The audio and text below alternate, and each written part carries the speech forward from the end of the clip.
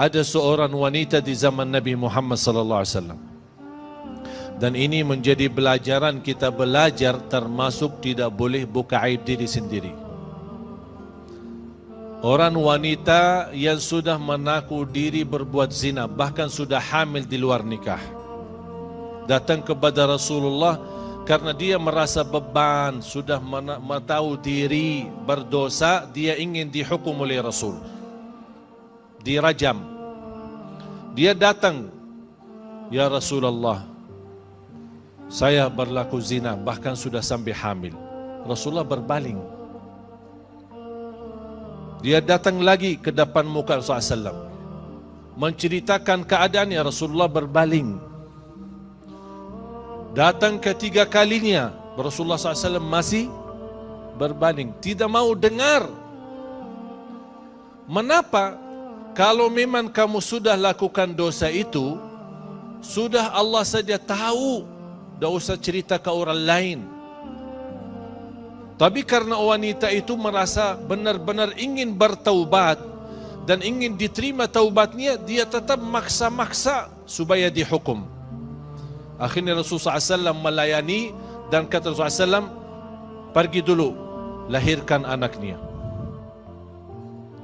Begitu dia melahirkan, bahkan sudah disusui anaknya, datang lagi kepada Rasulullah. Ya Rasulullah, saya merasa beban, tolong hukumkan saya. Biar hukum saya terlaksana, itu hukum rajam. Kata Rasulullah sallallahu alaihi wasallam, lebih baik kamu semestinya tidak perlu cerita dan terselesai masalah. Taubat saja kepada Allah, Allah ampuni dosamu. Tapi karena sudah berkali-kali dan dia merasa beban, Rasulullah SAW melaksanakan hukumnya. Tapi ada satu kejadian, ketika para sahabat melempar wanita sampai mati, karena dirajamkan, dilempar batu sampai mati, ada becah darah, bekas darahnya dari wanita itu kena bajunya Khalid ibn al-Walid radhiyallahu anhu. Khalid ibn al-Walid marah, protes, kok wanita buruk malah kena darahnya ke baju aku. Langsung Rasulullah SAW marah sama Khalid bin Walid. Wahai Khalid, jangan menjelekkan dia. Demi Allah, dia telah bertaubat.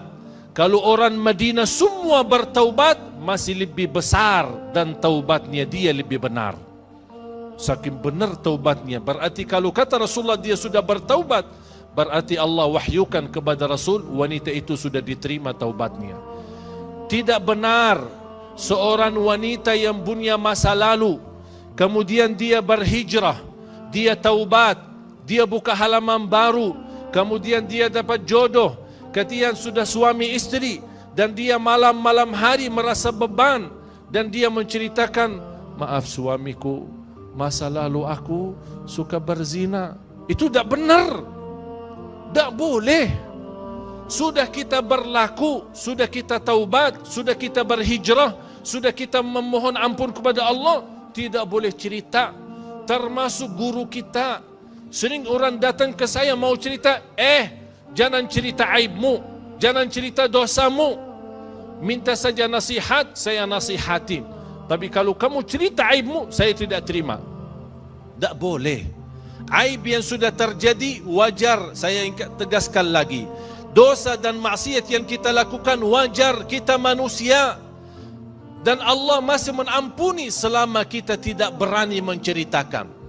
La yuhibbullahu al-jahra bis-su.